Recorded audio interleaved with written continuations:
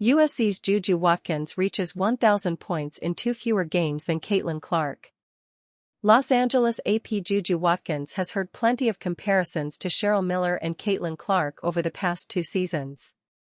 On Friday, they came up again as the Southern California sophomore guard reached another milestone.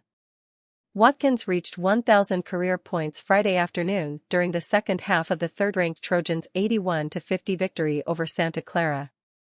Watkins achieved the milestone in her 38th game, the second fewest games in NCAA Division I history, when she hit a jumper with 6:47 remaining in the third quarter.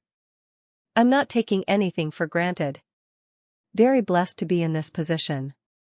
This is great, something to build off and continue to work on," said Watkins, who scored 22 points. Watkins reached the mark 20 games quicker than Miller, who is USC's career scoring leader at 3,018 points. She also did it in 2 fewer games than Clark, who holds the Division I career mark with 3,951 points. When you break a record at USC, it hits a little different, because the people you break the record from are so great. JuJu belongs in that conversation, and we're all comfortable in saying it. It was the great Cheryl Miller who was next, Coach Lindsay Gottlieb said. Watkins has 1,006 points at USC and is averaging 26.5 points. Clark had 978 points and was averaging 25.7 points in her first 38 games. Even though some like to compare Watkins and Clark, Watkins isn't one of them. "She's a great player, but I don't really monitor that at all," Watkins said.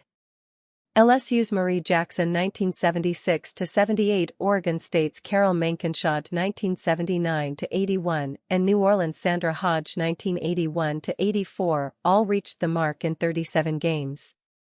Caitlin Clark DeJohnai Carrington shut down idea that Game 1 eye poke was intentional, just watch the play.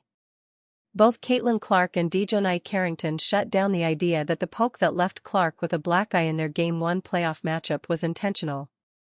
Carrington poked the Indiana Fever star in the eye in the first quarter of the Connecticut Sun's 93-69 win in Game 1 of their opening round playoff series on Sunday. Though Clark finished the game without any issue, it left her with a bit of a black eye. Like plenty of other times when Clark has been fouled this season, it prompted plenty of conversation on social media in recent days. Even though it was very clearly a basketball play that wasn't intentional, Carrington was asked whether she poked Clark on purpose Tuesday ahead of their Game 2 matchup Wednesday night.